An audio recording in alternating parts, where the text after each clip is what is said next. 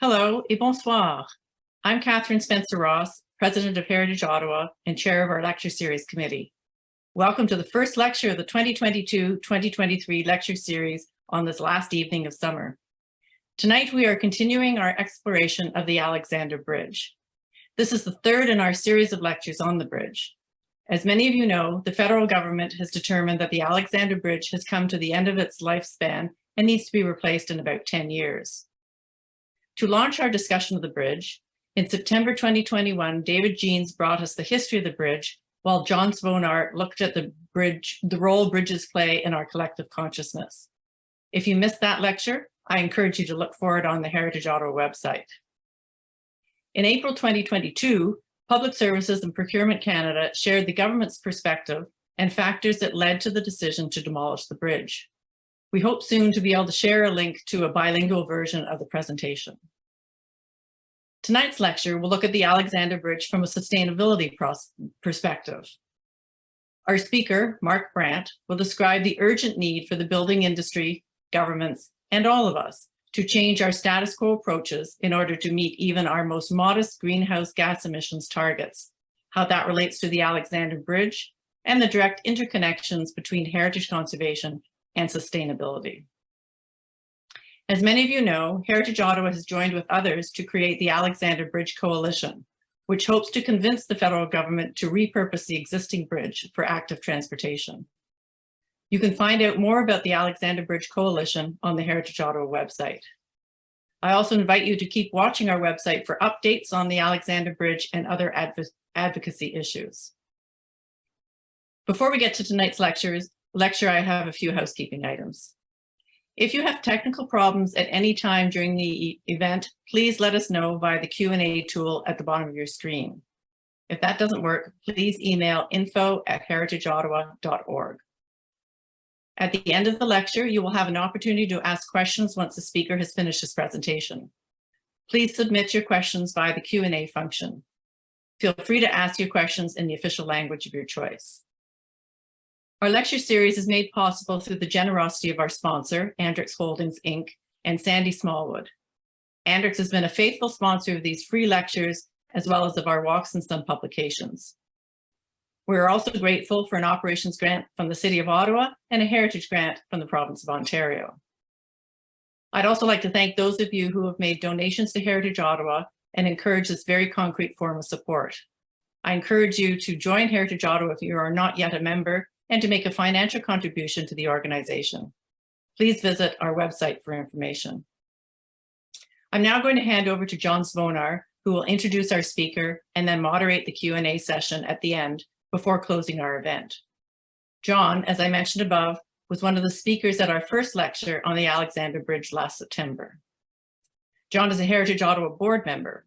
Until his recent retirement, he was part of the federal government's Centre of Expertise in Heritage Conservation, employing a values and principles-based conservation approach in protecting nationally significant cultural landscapes, notably for Parks Canada and within the parliamentary and judicial precincts.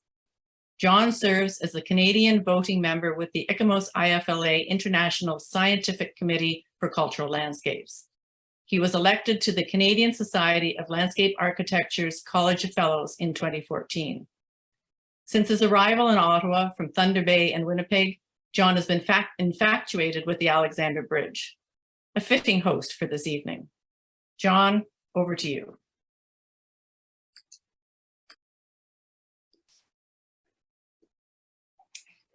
Good evening, and thank you, Catherine. What an honor it is to introduce our speaker tonight. Mark Thompson Brandt is the Principal Conservation Architect and Urbanist at MTBA Associates, with over 30 years experience. On an extracurricular basis, he has dutifully served the profession as the director of the Canadian Association of Heritage Professionals, the Canada Green Building Council, and the Association for Preservation Technology, and as co-chair of the APT Technical Committee on Sustainable Preservation. MTBA specializes in natural and cultural conservation for architecture and urban design. Notable MTBA projects include the East Block Rehabilitation on Parliament Hill and the Sir John A. Macdonald Building within the precinct, which received 7 national and international awards and 5 Green Globes rating. Hopefully, he will show us these tonight. Currently specializing in modern heritage rehabilitation and reuse, Mark co-authored with his partner, Chris Warden, the national document published in 2016, quote, Building Resilience, Practical Guidelines for the Sustainable Rehabilitation of Buildings in Canada, unquote. Mark was the founder of, and until recently, co-chair of the Zero Net Carbon Collaboration for Existing and Historic Buildings, and co-lead of the UNESCO Climate Heritage Network's WG3 Building Reuse is Climate Action. He is the only Canadian architect to be both an APT Fellow and an APT recognized professional, of which he is understandably extremely proud. From an early age, and I understand that age was 12, Mark has fancied himself a green guy, having claimed the title of the youngest ever member of the Solar Energy Society of Canada. Who knew? Over the past 20 years, he has been exploring the direct and growing connection between heritage conservation and sustainability, and notes that this paradigm shift must happen now with a quick pivot towards net zero. When I spoke to him last week, his oft repeated references to giving back and the importance of mentoring deeply touched me. I would simply say that Mark brings a laudable passion to this topic and a real commitment to make a difference. Mark, thank you for speaking to us this evening. The floor is now yours.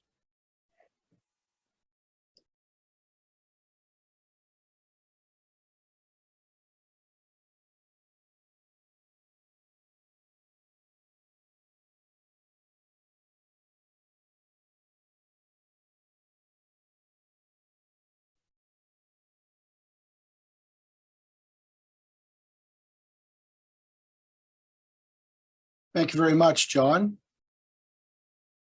Thank you for that robust intro of digging up some old nuggets from my early life.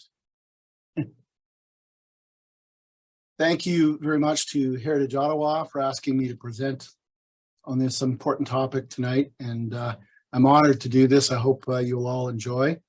There's a certain density of information, I would call it, to support my opinions, and so let me know if I'm peeling along too fast with it, and I'll try and slow down. So let's see if we can't get the thing rolling. Great. So, John, I know that you would tell me if you couldn't see the screen properly, or if you couldn't hear me properly. All good, Mark. Thanks.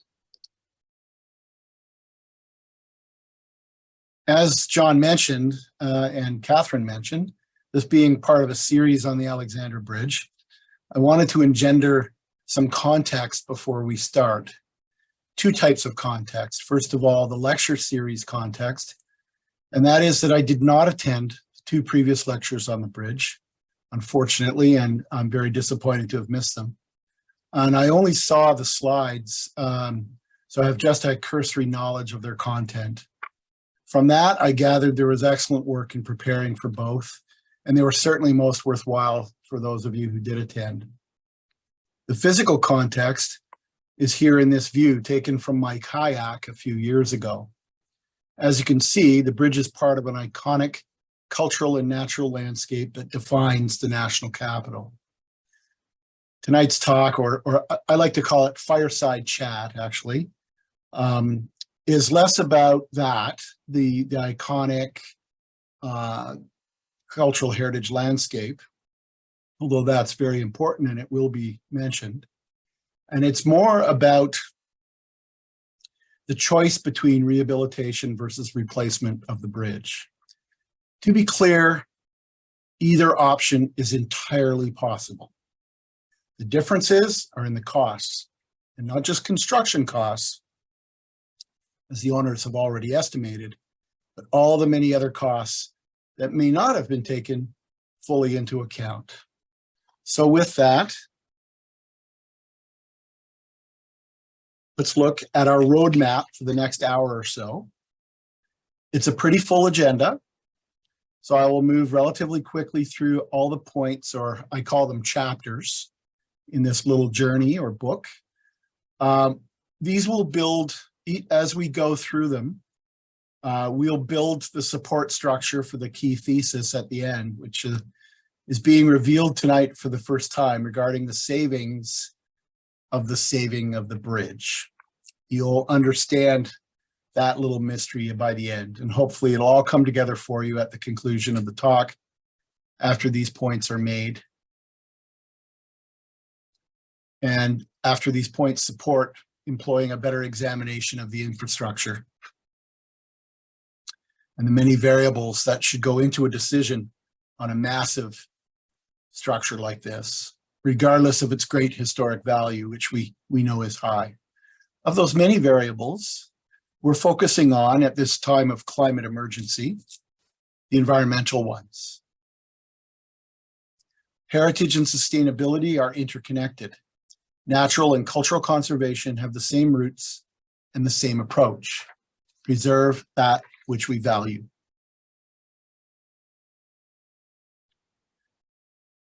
To provide some knowledge on you from my background, I'll fill out a little bit more than John already did, and by showing a couple of directly relevant projects relevant to tonight's topic that our firm, MTBA, has undertaken over the last decade or so. I'll try not to paraphrase too much of John. He did mention this project. We are known as leaders in the nexus of natural and cultural conservation, of existing building enhancement, and of urban infill design. Like our co-architect role on this project with NOR, the Sir John A. Macdonald Building Rehabilitation, Preservation, Addition, and Adaptive Reuse, which is across the street from the West Block. If you don't know it, I encourage you to go and have a look. We were associated architects and Heritage Conservation Architects for this $100 million project, which won, actually, John, 8 international, national, and local awards for heritage, green building, and urban design. And that was not John's mistake, that was mine. We're also known as leaders in working with renewal of high-value heritage assets, such as the East Block of Parliament Rehabilitation, which we undertook with DFS and A49 for our esteemed client, Public Services and Procurement Canada. Now for the projects that John didn't mention, we're known as context-sensitive design specialists for bridges and infrastructure projects like this reimagination of the Queensway Bridge over the Rideau Canal World Heritage Site and its surrounding community in central Ottawa. We're known for joining an upstart business collaborative looking to implement 400 kilometers of metropolitan rail in the greater National Capital Region, reusing abandoned and underused existing rail lines and the former Prince of Wales Bridge, now the William Commanda Bridge. This green concept, which also would reuse reconditioned GO trains, would supplement and complement the rapid transit in place in Ottawa and Gatineau, and importantly, help prevent urban sprawl by creating suburban and rural nodes that would attract the density growth, leaving more land for farmers' fields and wild nature. An entirely private sector initiative, Moose Rail, proposes funding through the uptake of property values within a 10-minute walk from each of its 50 stations over the 6 lines in 2 provinces. Our work for Moose included undertaking a detailed urban design analysis for the potential new station locations and the design of the stations which are made from reused shipping containers and have different configurations and sizes depending on the precise location of each station. We're also known for our work on cultural heritage landscapes, including one that you may know that the Alexandra Bridge is a part of. This image shows our analysis that this area is really two important Canadian cultural landscapes. The urban context cultural landscape that you see in the pink outline, which I don't know if you're seeing my cursor, but that's the pink outline, and the river context cultural heritage landscape that you see in the yellow line, the yellow outline, of which the Alexandra Bridge, located here, is a part. And of course, the orange is, you guessed it, Confederation Boulevard. Okay, enough about our work. Let's get along on the first 2 points that I would like to make. In this chapter, we're going to talk about the importance of extensive collaboration and the public revealing that addressing embodied carbon is now mainstream. I'd like to use this sample of our firm's collaboration as an example of how we must all collaborate to achieve great things, such as half-kilometer bridges or fighting climate change successfully.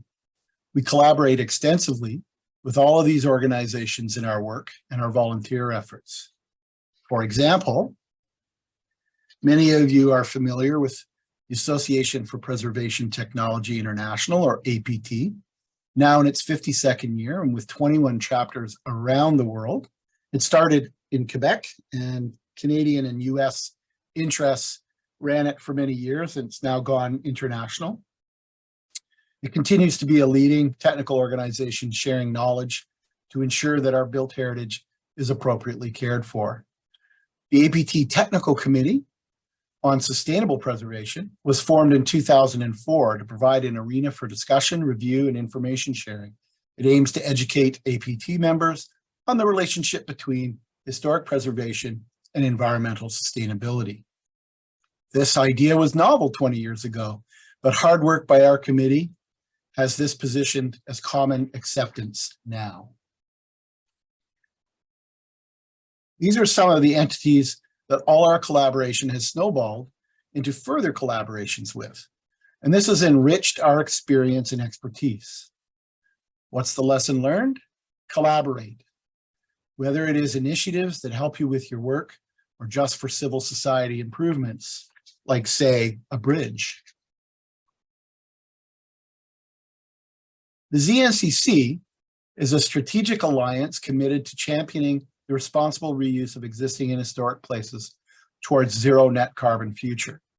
It's fronted by these 5 founding members. Those are the organizations in the upper right that you're seeing. And it also has allied groups such as the 2 others below them there. All of these groups are addressing embodied carbon. As I said, it's mainstream now. Just over the last 15 to 20 years alone, there's been a groundswell of awareness of the intersections between heritage and sustainability. We have, as an ever-expanding group containing many subgroups, collaborated diligently, and that is essentially how embodied carbon has become the mainstream activity to address in the building industry. Let me know if you'd like to find out more about any of these initiatives, which the list is too long to go through them. And this list here is more of the same.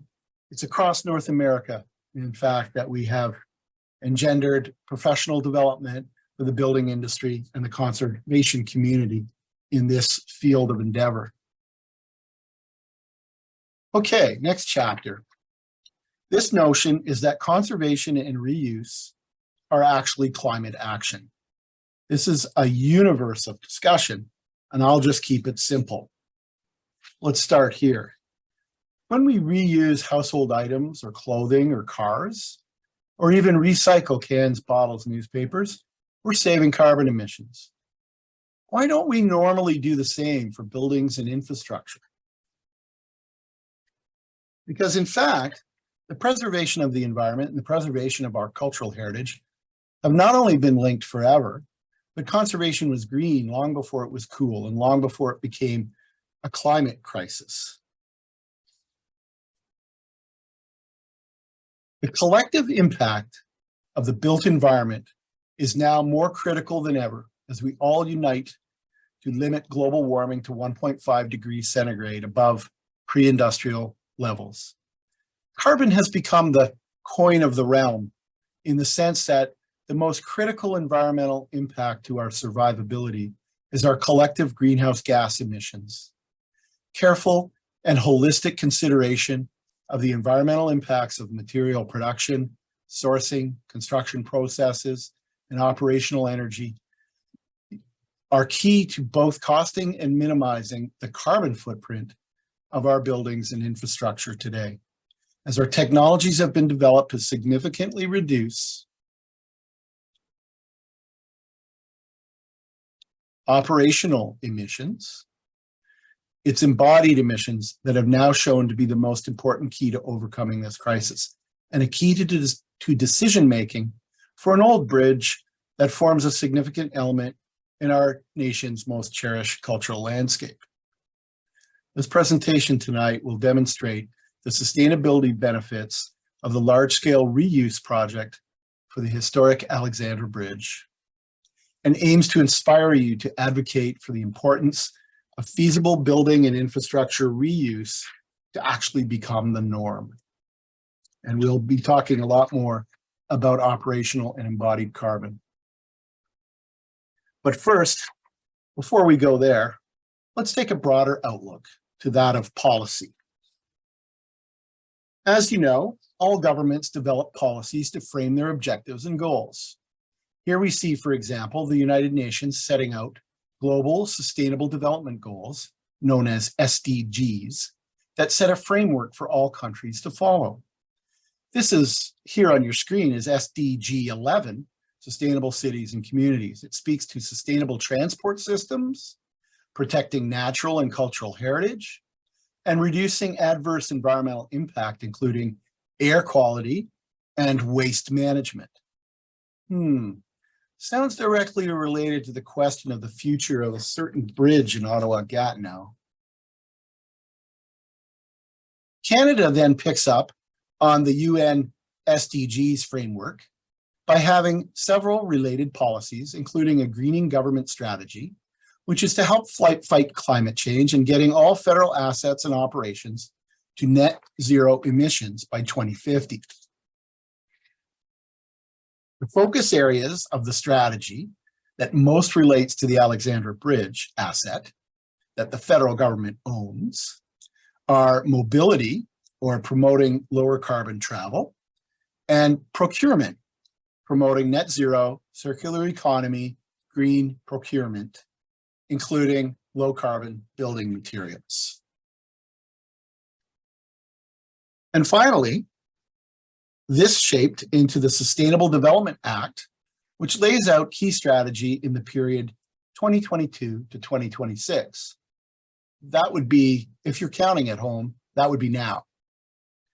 The first 7 principles in this document, the first of 7 principles in this document tells us that the Government of Canada needs to integrate environmental, economic, and social factors in the making of all its decisions.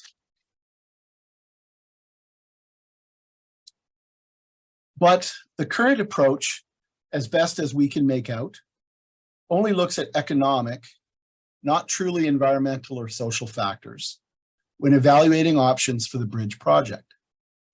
To my knowledge, they did not do a life cycle carbon analysis.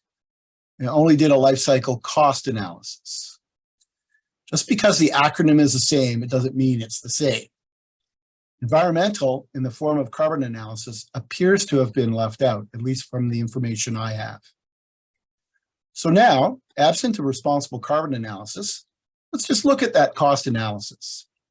On your screen, the chart gives you the comparative numbers that were used in helping them make a decision. Instead of a full-on rehabilitation, they show two different options.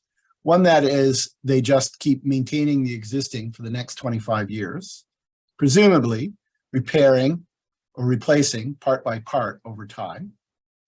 And the other they call replacement in kind, which presumably is an all-new bridge rebuilt Disney-like to look like the original. That's not conservation. Rehabilitation, which would be a more thorough repair and some replacement parts in kind to achieve a much longer life than 25 years, presumably we would look at the 50 to 100-year windows, would in fact actually be conservation. So what they call rehabilitation is not necessarily, but let's go with their flow here. They compare economic costs only of a replacement bridge to be rehabbed bridge, sorry, to a rehabbed bridge. If we take the average of their two, what I'm calling rehab options, that's the first two alternatives listed in the chart. It's a little over 300 million in cost compared to a new replacement of, that's the third one, of just under 200 million. This new replacement cost is for a very basic concrete and steel highway bridge, unfit for this singular location. So they plant in two signature bridge options that cost between 400 million and 800 million. Surprisingly, from 50% more than rehab to 160% more than rehab. And rehab, we already have a signature bridge. Suffice to say, these numbers can be misleading and are certainly not accurate enough to base the decision on solely. Just one example, how was demolition cost included in the replacement option? So the answer to the question that this chapter asks is no. The approach for the bridge does not align with federal policy on factoring in environmental costs, and the cost estimates need a lot more scrutiny.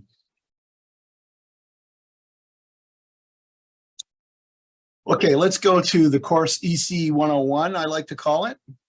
We can now finally look at embodied carbon to help you all understand what it is and why it's significant. Apologize for those of you who know all about it already, but this is a 101 course. So with respect to GHG emissions of the built environment, there are essentially two kinds of carbon.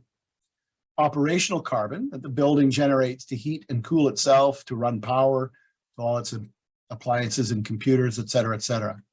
This is what all the green building gurus have been going after for decades. And we are now getting very successful at finding ways to reduce operating carbon. We just need the market to comply and to make those investments in new buildings and in retrofitting existing buildings.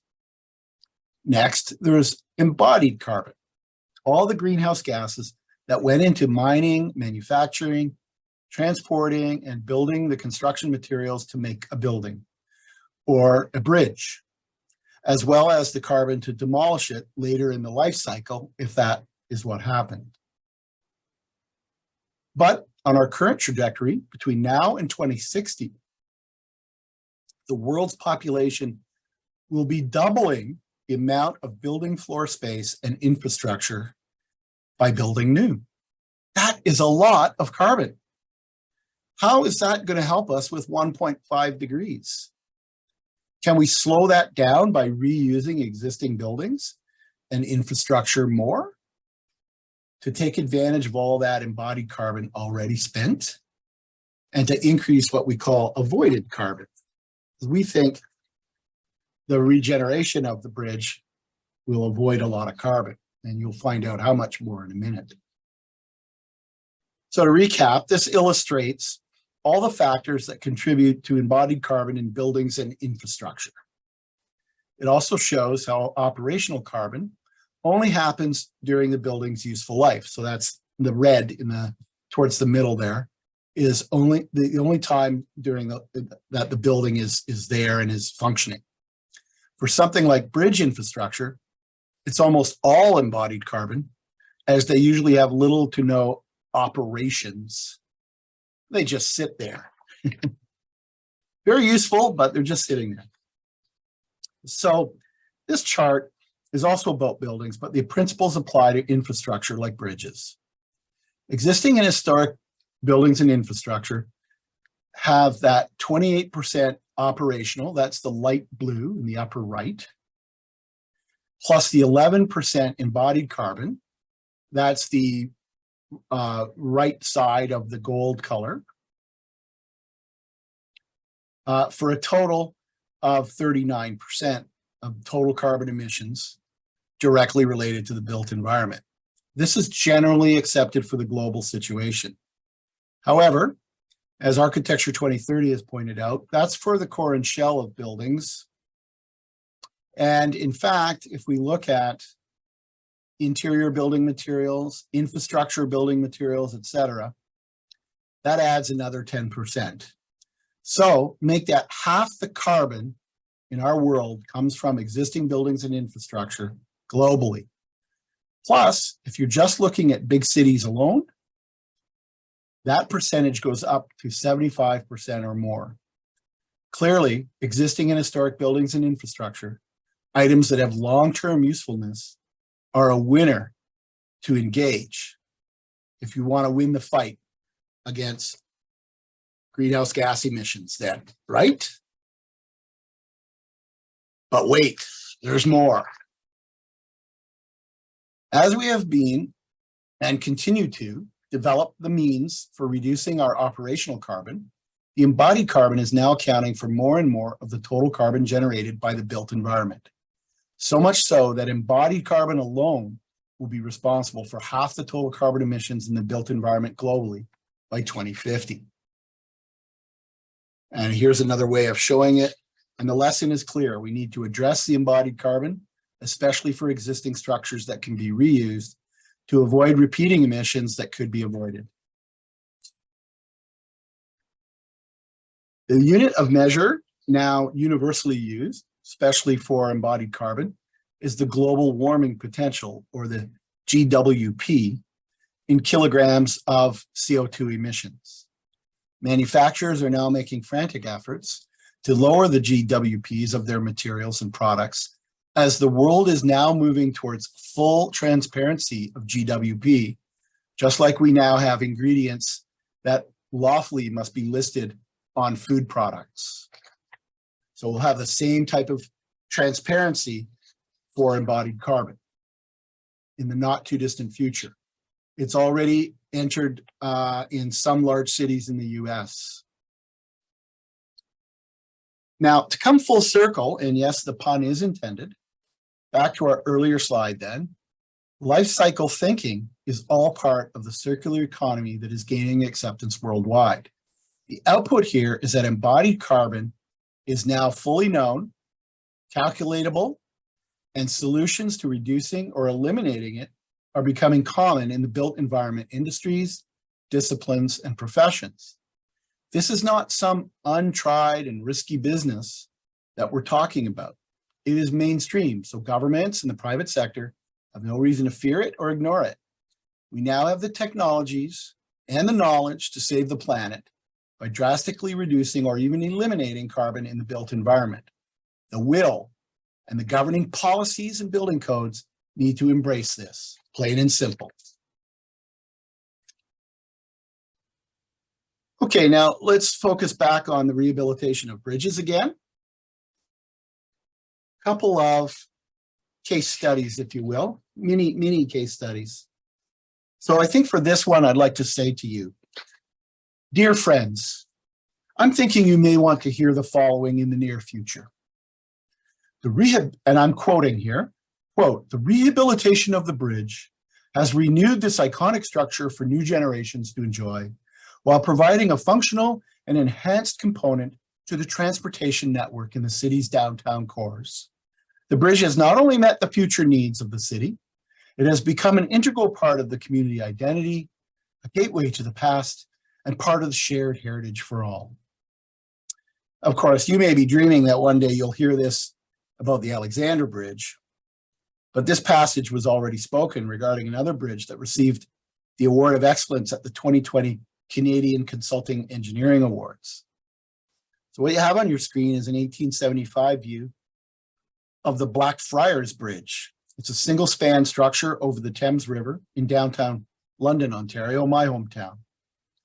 It is the only bowstring arch truss of its kind in Canada, only one of 4 that still carry vehicular loads in North America, and the only bridge of its kind open to 2 lanes of traffic. It is the oldest wrought iron or steel through truss bridge on the Ontario Heritage Bridge list. Opened in September 1875, it's a quarter century older than the Alexandra. And it was before the advanced development of steel. This is actually a wrought iron bridge. So although it's much smaller than the Alexandra, it had its share of challenges, but these were overcome for the rehabilitation project process. The project team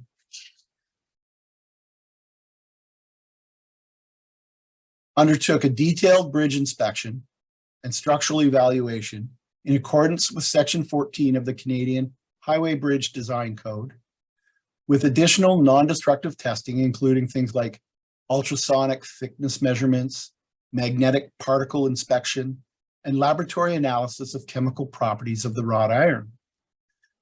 They employed a very sophisticated risk management process, which included establishing risk tolerance benchmarks, understanding project extents, risk receptors and stakeholders, defining a risk assessment framework, identifying hazards and probability of occurrence, evaluating risks against acceptance criteria. That's engineering speak, in case you were wondering, and prioritizing risks and development of mitigation and control, and extensive collaboration. All of that and more. Moral of the story? This could happen for the Alexandra. Now, if the federal government is not comfortable with the Blackfriars example, since its span is much less than the Alexandra, let's take a quick trip to Scotland. The Forth Bridge in Edinburgh is the first major structure in the world to be made of steel, constructed between 1882 and 1890, a decade before the Alexandra. At the time of its completion, it was the longest cantilever bridge span in the world, a title it held for 27 years, and was representative of a landmark event in the application of science to architecture.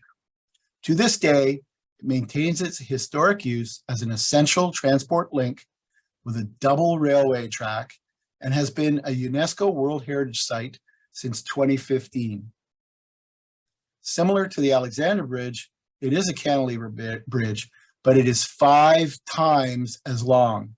It spans 2.5 kilometers across the Firth of Forth.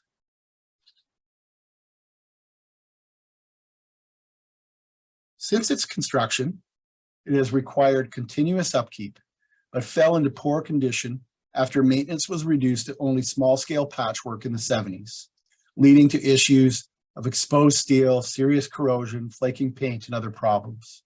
In 2001, they began the first ever full restoration project for the Forth Bridge. Now, they use the term restoration. I believe we would call it rehabilitation. There will be, things like gusset plates that are added, etc. That's okay as part of conservation best practice in order to make the bridge function adequately for things such as structure.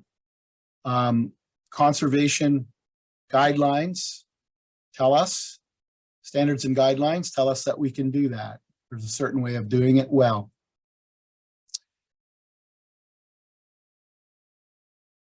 By 2001, when they started, it had been exposed to over a century of Scotland's harsh climate. The old paint was removed and a full structural survey was carried out along with repairs prior to adding a specialized 3-coat system of paint across its entirety to ensure long-lasting protection and replicate the iconic red of the original. And you know, it's funny that looks like the same color as the Golden Gate Bridge in San Francisco, doesn't it? Modern practices and technologies enabled a more efficient and durable restoration or rehabilitation approach, and all of this was done while keeping the bridge fully functional. A major rail crossing, the bridge still carries more than 200 trains a day. Today, the Forth Bridge remains a potent symbol of Britain's industrial, scientific, architectural, and transport heritage. Perhaps the Alexandra Bridge could have a similar outcome as a landmark in our nation's capital. Okay, just a few chapters left. This one here, it plays on a saying by my colleague Carl Elefante, an architect in Washington, D.C., who's credited with coining the phrase, "The greenest building is the one already built." Carl will be speaking at the National Trust Conference, incidentally, the one in Toronto in November. And the next chapter is about the bridge version of that phrase. So people are conceptualizing green infrastructure in many ways and places today. Here's an example of one idea for London, England. A sort of linear park of a pedestrian bridge. All new, project was not realized due to cost issues. Is this bridge green? Sure looks like it.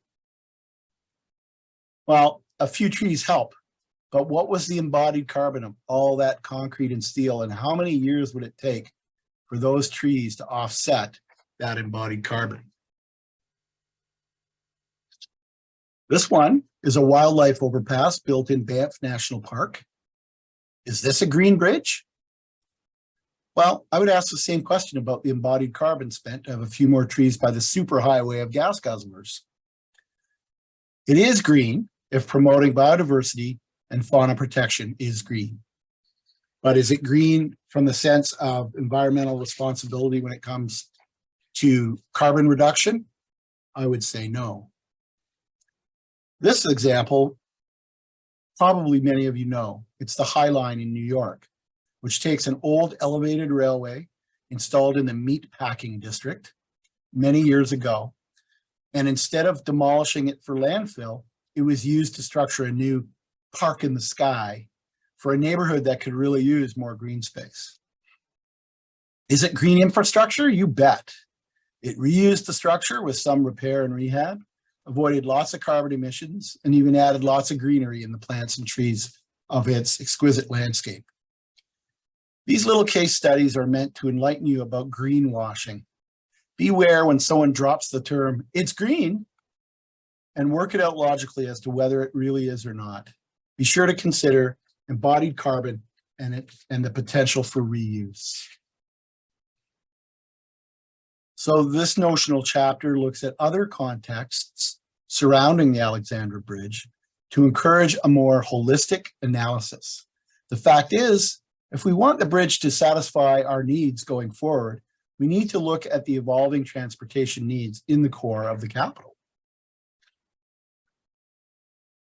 The National Capital Region, particularly the cities of Ottawa and Gatineau, are expected to grow and change significantly over the next 30 years. For example, Gatineau's population is set to increase by 26% over a quarter by 2051. Ottawa's population is set to increase by the same amount, 26%, by 2046. These are huge numbers of incoming people. Also, interprovincial car and transit infrastructure is now at maximum capacity. Approximately 200,000 crossings between Ottawa and Gatineau each day. Keep in mind, while we go through this list, the Alexandra Bridge changes are currently scheduled to be completed by around 2030. The City of Ottawa and the STO are currently evaluating the route for a new Ottawa-Gatineau rail link. And the beat goes on for a possible auto truck new bridge in the East End to try and get primarily trucks out of the downtown. Think about these other points. Auto sharing, automation, and other changes in the personal transportation field are changing so quickly. I mean, just look at the growth of e-bikes and e-scooters. And e-cars will be exclusively sold. If you want to buy a new car after 2035, you won't be buying a gas guzzler, you'll be buying an e-car. And that, folks, is just 13 years away. It may be necessary to pedestrianize Wellington Street in the near future for security reasons. This image on the screen is an artist rendering of a scenario that envisions the pedestrianizing and transitizing of Wellington Street on Parliament Hill for, of course, security and transit reasons. So for all these reasons and many more, we need to think outside the box regarding how the Alexandra crossing could be used into the future. How much did the federal review team take these other factors into account when evaluating the Alexandra Bridge options? Perhaps you who went to the second in the multi-part series on the Alexandra Bridge heard about that, but I'm not aware of that. How much are federal planners trying to break down the silos between the two cities and repositioning transportation for the reality of one urban area across both sides of the Ottawa River? It's important, as these answers will help determine the structural capacity required of the Alexandra going forward. And as I mentioned, this view that you're looking at, it's of the proposed loop transitway, or tramway as they call it. And this is right in front of Parliament Hill. The loop, the group promoting the loop, suggests it will have these benefits. It creates a heritage loop for National Capital visitors, Parliament, Byward Market, Museum of History, National Gallery, etc. Provides multiple transfer points with Ottawa's LRT and reduces station congestion issues. Creates bidirectional transit capacity to also reduce congestion and improve public transit effectiveness. Improve the connections between workplaces in downtown Ottawa and Gatineau. Creates more public gathering spaces along the link. Removes bus, car, and truck traffic in front of Parliament Hill, offering added convenience, public safety, and environmental benefits. So it begs the question, why have car traffic on the Alexandra Bridge at all? Why not transit? Trams, streetcars, buses, etc., plus bikes and scooters and pedestrians. Would this impact the structural needs and therefore costs and efforts for rehabilitation of the Alexandra Bridge? Would it change the equation that the federal review team was basing their calculations on? These transit solutions would also reduce the greenhouse gas emissions of the capital as well. Speaking of which, the Gatineau side is meanwhile studying various light rail options of their own. The Société de Transport de l'Outaouais, what I earlier called the STO, is currently studying the implementation of a tram streetcar system that would link Western Gatineau and Ottawa. Interestingly, they found that every scenario for transit that they studied entails significant advantage over the status quo, and many of their points, they also have a list of 10 points, many of them similar to the loop people, so I won't go into them all, but many of them relate to the greening of our environment in the capital. So the green equation is a matrix of many factors that must be considered when studying the options for the Alexandra Bridge. Okay, let's start to wind it up by steering back to the main event here, embodied carbon. The elephant in the room is, yes, but how much carbon will we avoid by rehabbing instead of replacing the Alexandra Bridge? Tonight, we reveal what is, to our knowledge, the first preliminary calculations to provide information towards that answer. So we took a journey through the science to arrive at a preliminary estimate of the embodied carbon of the Alexandra Bridge. Carbon emissions that will be avoided if it is rehabilitated instead of replaced. We started by assigning the first step to a student intern at our firm, Melissa Brady, who went into the historical documentation, which helped us to confirm the quantities of materials and gave us the base for calculating the carbon footprint. These are some of the original drawings that Melissa researched and pulled out. We then looked at emissions factors associated with manufacturing processes for the steel, concrete, and other materials used for the bridge. This gave us an early estimate, which we then circulated for peer review. And what you're seeing on your screen are Melissa's actual preliminary calculations and supporting information. Next, our first peer reviewer, Eslem Estrabagi of Ottawa U, ran the quantities through 3 different carbon calculators that are currently used by professionals for this work. Athena Institute, an Ottawa-based Canadian organization, has a globally respected estimator that has been available for over a decade and is continually refined. They came in at 11,400 tons of carbon emissions. The EC3 calculator, produced by the Carbon Leadership Forum, is relatively new but gaining swift traction globally. They came in at a range of 10,000 to 17,000 tons of carbon emissions. One-Click LCA has recently been recommended by Natural Resources Canada after a 2019 study they commissioned found the most advanced carbon calculators of all of them. One-Click was their best, and it came in at 14,000 tons of carbon emissions. So we now had our range. What you see here is Eslem's calculations and commentary as to how he arrived at his conclusions using these calculators. But we didn't stop there.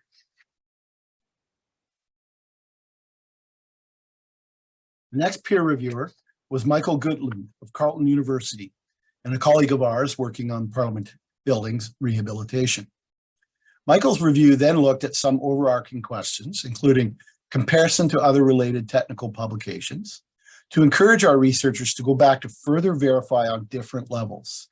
The results of all this suggest that the methodology is sound and the amount of embodied carbon is accurate for a general order of magnitude estimate. That estimate is approximately 14,000 tons of CO2e. Yes, that's 14,000 tons of carbon emissions, folks. Now, to help you get a feeling for how much that is, instead of just numbers, let's look first at the weight of the material, not the carbon, but the weight of the materials that we're talking about. So let's compare the Alexandra Bridge. The Eiffel Tower, so the Alexandra Bridge weighs, interestingly, 14,264 tons. The Eiffel Tower weighs a total of 10,100 tons. So the Alexandra Bridge weight is equal to almost 1.5 Eiffel Towers. The average pickup truck weighs 2.35 tons. So the Alexandra Bridge weight is equal to the weight of over 6,000 pickup trucks. How many acres of trucks is that? Lastly, remember the example of the Edinburgh Bridge that was successfully rehabilitated, yet is older and 5 times as long as the Alexandra? We showed some slides of the 4th bridge.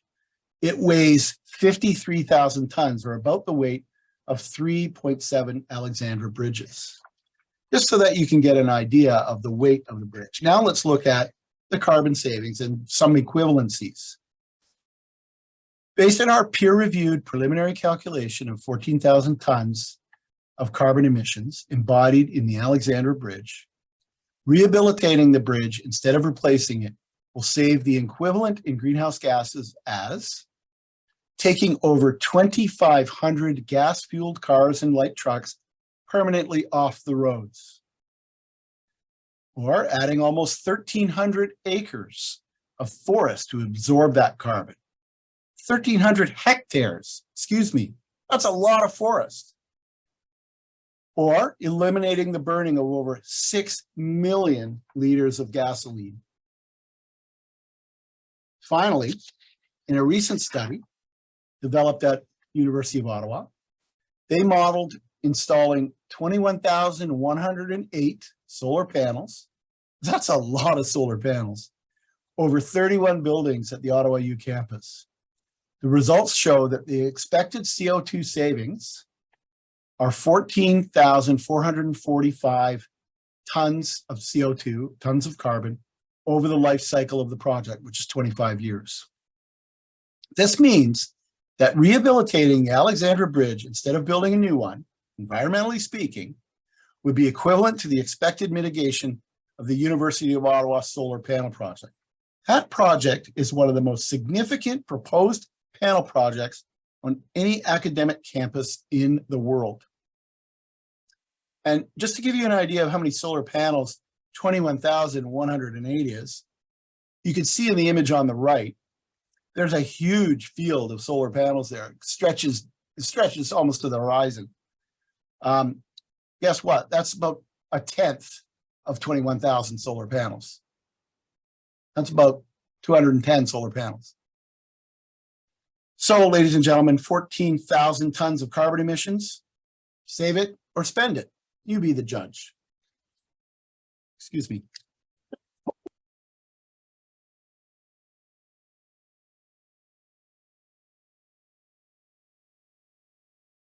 And now a quick postscript.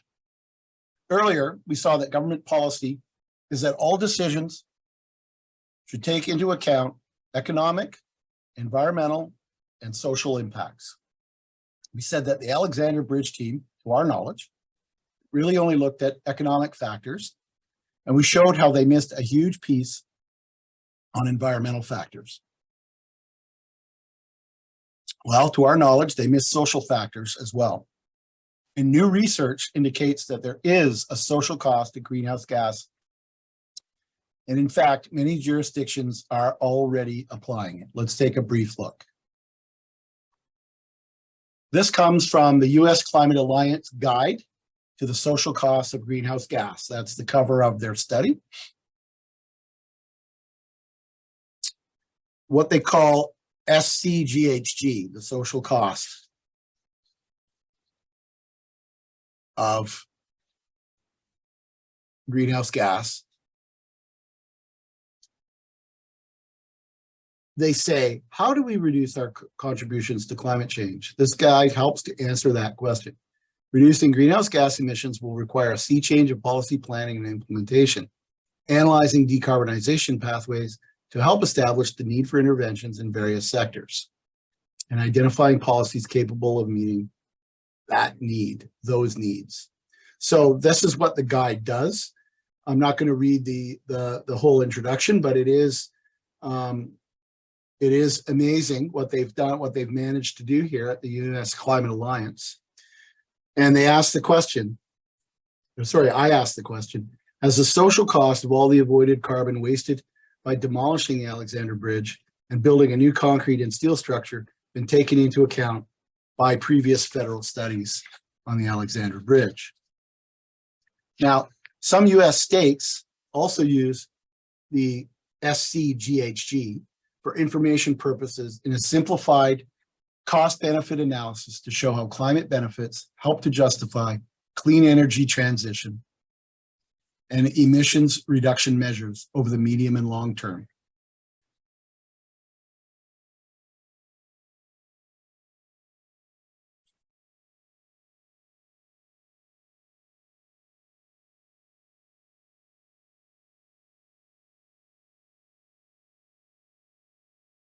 So, what jurisdictions are actually already using social costs of greenhouse gas?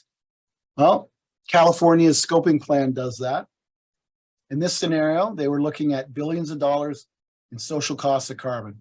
The scoping plan draws on several emissions reduction scenarios covering California's signature cap and trade program, not trap and cade, but cap and trade program, as well as a renewable portfolio standard for the electric power sector, controls on mobile sources and freight, regulation of short-lived climate pollutions like hydrofluorocarbons that we have in refrigeration, and energy efficiency measures. Because the plan provides monetary values of emissions as a reference, it allows Californians to more easily understand and assess the plan than if they had simply laid out quantities of emissions. But California, they're a bellwether, but they're not the only jurisdiction using these.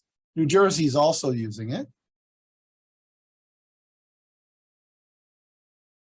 In their 2019 Energy Master Plan, they employed SCGHG to show the benefits of the emissions reduction measures it proposes for various sectors. that the state aims to target to meet its goal of 100% clean energy by 2050. Using the SCGHG, New Jersey estimates that the plan would yield between $4 billion and $6 billion annually in avoided climate damages. As the chart on the screen shows, the Energy Master Plan uses the SCGHG to weigh the benefits of avoiding greenhouse gas emissions against the cost of doing so and presents the results in a way that's easily understood. Maryland is doing it. A lot of jurisdictions are looking at decisions to use the SCGHG to weigh monetized climate damages or avoided climate damages against other factors they consider in their procurement processes. So procurement processes includes, what do we do with the Alexandra Bridge? They either procure a rehabilitation or they procure a demolition and new build.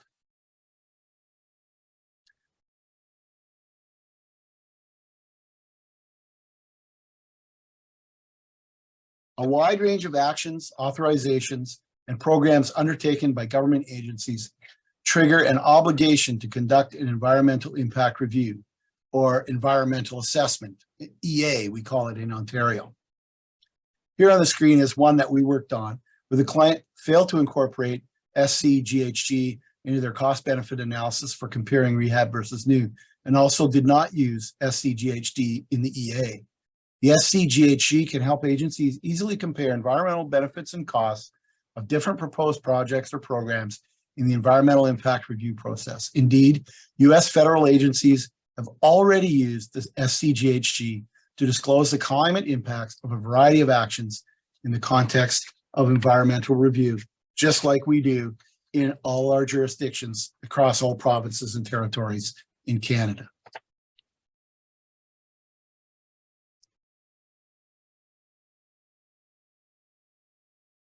At the end of the day, ladies and gentlemen, we need to do better.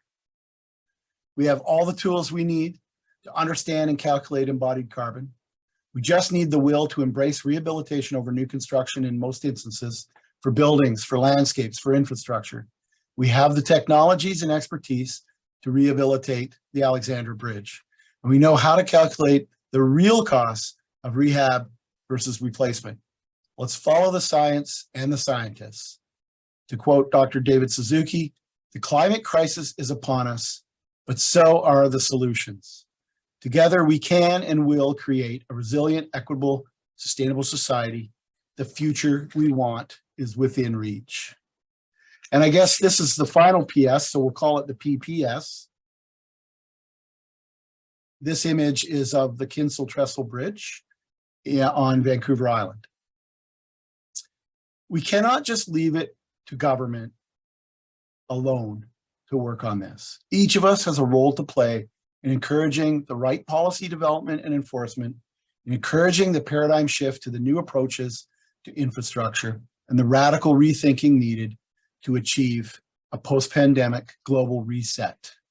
For Canada, why not start right here in the nation's capital, with the federal government leading the way with this iconic, nationally significant historic bridge we call the Alexandra. I recently went to the Kinsale Trestle Bridge, which used to take heavy trains, but was time-worn and the tracks were removed. I know the owner of the company that was hired to repair it. It was rehabilitated in its remote location using climbers and helicopters instead of cranes, which could not be used in that location.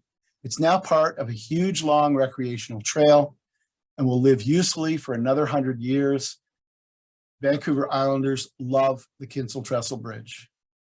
So let's reconsider the decision on the Alexandra, integrate a wider set of categories into costing, including environmental and social costs, and get on with the project of rehabilitating this national landmark and irreplaceable element of Canada's most important cultural heritage landscape. Thank you. And now I would like to also thank our collaborators. Here's a good example of collaboration. On the left side, all the folks in our firm who contributed to this. thank you very much. In the middle column, folks from the organizations that I mentioned, Carleton, Ottawa U, and the Technical Committee for Sustainable Preservation. Thank you all as well. And on the right-hand column, just a few of some of the collaborating organizations that have contributed to the development of these opinions and points of view that I have presented to you today. And last but not least, thank you for taking the time to listen to this. Here on your screen are some great links to some great information if you want to find out more. Once again, thank you very much. Mark, thank you for taking us on that journey and showing us how we're in the midst of this paradigm shift that you so ably have communicated, and towards that quick pivot to net zero. I imagine that as a young lad of 12 years old, as you were that green kid, having any of this available to you at that time would have been amazing. But it just goes to show how the evolution towards all this is building, and it always helps to have both the science behind it and the multiple examples available across the globe to be able to tell the story. So thank you for your insightful exploration, and thank you for agreeing to take a few questions. Our audience, you, are now invited to pose questions to Mark in the official language of your choice, what schwa. Please use the question and answer function at the bottom, that appears at the bottom of your screen.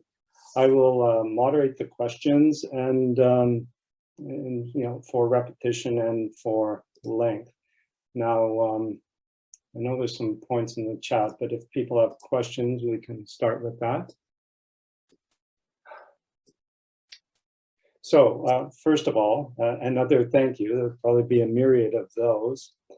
Thank you for a terrific and expert presentation. Indeed it was. Have you had, or will you have, an opportunity to present this to the government? And I presume federal government, but provincial and municipal wouldn't hurt either. If so, what was the reaction? Well, that is a great question, because I would love to. I would love to be able to do that to any and all of the governments related to this historic place, but I have not yet been asked. Okay, right. Next question, Mark. Can you provide a very rough estimate of the carbon dioxide that would be required for a demolition and rebuilding of a new bridge? How do I put this? That would be the subject of a contract for a project. Okay. Good case study. It can be done, but not easily. Okay. And I can guarantee you that it would be significantly more. Significantly more. Okay. Than the 14,000 tons we talked about. Okay. That we're saving. So you really have to add the 14,000 tons onto whatever the number is for the new bridge and the demolition. In any perhaps previous reports that you had seen, were those parts of the calc? I think you mentioned that, but was that part of the calculation in terms of understanding the options for this bridge? We didn't get into that, John. We did this exercise specifically for this presentation. Okay. So we just focused on the existing bridge and what its embodied carbon is, or is likely to be. Right. But I mean, it's a great question, because ultimately that's what, who's ever charged with making the final decision on this, that's what they should be doing in order to make a strong and sound comparison. It's sort of a thought I've had, having been involved in this, with this group and this exercise in this particular bridge for some time now. What a clever university student in engineering might be able, or team of, because you spoke of collaboration, and it's absolutely what this is all about, and that's why we're here. A team that could look at the Alexandra Bridge as we know it today, and look at understanding where it's come from and how it's evolved to this point, but using today's technology and thinking to actually maintain it in its relatively current form in a meaningful way. And I know Heritage Ottawa has done that in the past with the addition to the Chateau Laurier as an example, as a university exercise, and this would seem to be an opportunity to bring that to the fore. What do you think about that?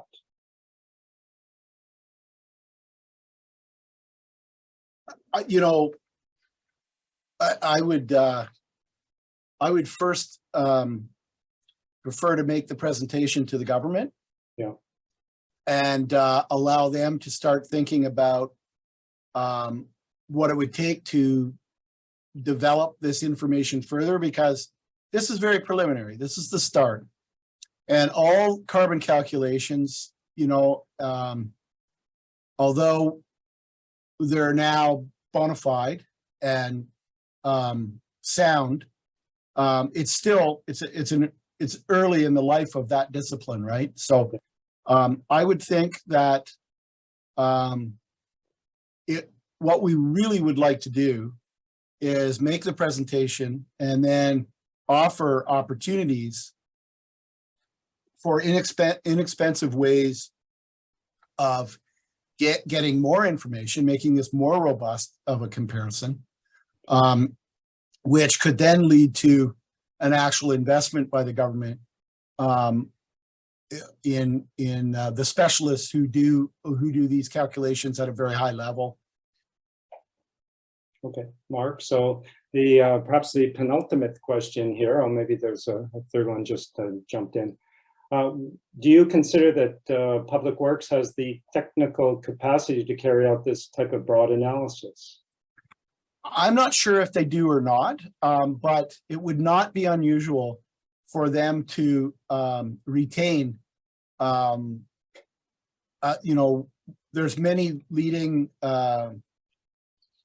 engineering firms that could undertake that. So it'd just be a question of another project that they would undertake with hiring a consultant. However, having been involved in sustainability studies for the federal government, I can tell you that they do have some people that have quite a bit of knowledge in this area. So maybe that would be the way they would go. They would first go to their in-house team and then, like we did, get it peer reviewed by outside consultants that have, demonstrated expertise. Great, and I think they would be thrilled to have that opportunity somehow. The penultimate question then, Mark, is why is the embodied carbon model providing a relatively wide range of estimates? Is it a reflection of a range in assumptions? Okay, yes, the short answer is yes. The more detailed answer is that every single carbon calculator that is available on the market always starts from a set of assumptions, many of which are the same as all the others, but some of which are not the same because that particular carbon calculation tool is being developed for a specific reason. And I'll give you an example.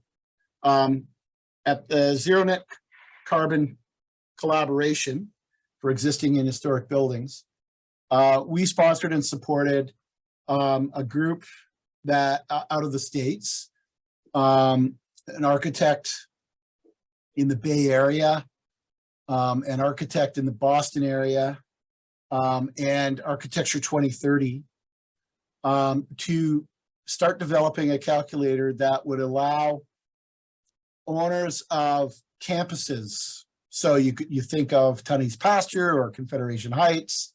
You think of university campuses, and that's how it started. Their client was a university, so that the university could figure out what's their long-term planning for all their various buildings, many of which were built in the 50s, 60s, and 70s. And, you know, many buildings from that period are considered to be coming close to their end of their life cycle. And we don't like to call it the end of their life cycle. We like to call it a milestone in their life cycle, because we then promote the rehabilitation that gives it a second life, right? As per the slides I showed. So we developed this calculator. Those three people that I mentioned were the leads. It's called the CARE tool, by the way, and it's available from, more information is available through the ZNCC. But they developed it as a front end, a pre-designed tool that would compare existing buildings to be demolished and rebuilt versus rehabilitated, and to look at the general instances of that. Whereas something for the Alexandra Bridge would be much more technical, much more exacting. And I would think anyway, that the government would want to get as close as they could to a finite answer, as opposed to that sort of early stage pre-design calculation that helps them make very fundamental decisions, knowing that there's a big difference between one option or another. Well, Mark, you just answered and elaborated on what was to be the final question, so I'll thank you for that. And as with all good things that must come to an end, we're about to wrap things up now. So for those in the audience, if you have any additional questions, please email them to Heritage Ottawa, and we'll share them with Mark. But personally, Mark, thank you for this. I'm going to pass it now on to Chris to bring this session to a close. So just before you do that, John, to provide you a more complete answer on actually three of your questions, your last three questions. We know that on Parliament Hill, they're using a fantastic tool. The Carleton Immersive Media Studio is preparing amazing laser accurate point cloud drawings of the existing conditions of those very complex buildings. They could do the same with the Alexandra Bridge in order to take our rough estimates that we used for calculating the quantities of the materials. This would be absolutely laser focused, exact quantities of materials. So that would be the first step towards getting more precise numbers. Okay. Great. And again, Mark, thank you. And I'll pass it on to Chris. Chris? Well, I'm not sure who is taking. Is it Catherine? Are you taking on this portion? No, I will. Thank you, John, and certainly thank you, Mark. That was absolutely fantastic. I'll just very quickly let you know that our next lecture will take place on the 19th of October, where Professors Peter Kaufman and Michael Windover and 6 of their undergraduate students will relate stories of royal visits, intrepid industry, and sordid squalor in Carleton Place through the town's heritage architecture. Online registration is required and is available on our website. And with that, good night and thank you for joining us.